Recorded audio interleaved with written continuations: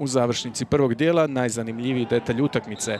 Kapetan domaćih Igor Čagalj nenamjerno, ali neoprezno je ušao u Bradarića i zaradio direktni crveni karton.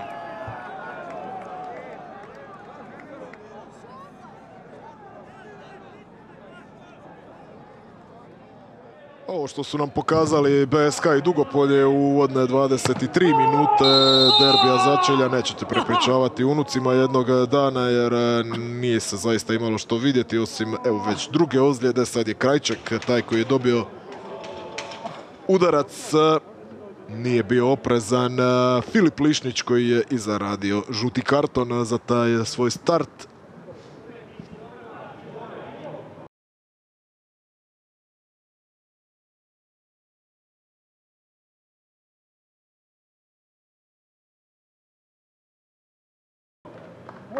Vrlo neoprezno od Lišnića i Krajček je ovdje i dobro prošao, ako se nije ozlijedio, izgleda da nije, jer je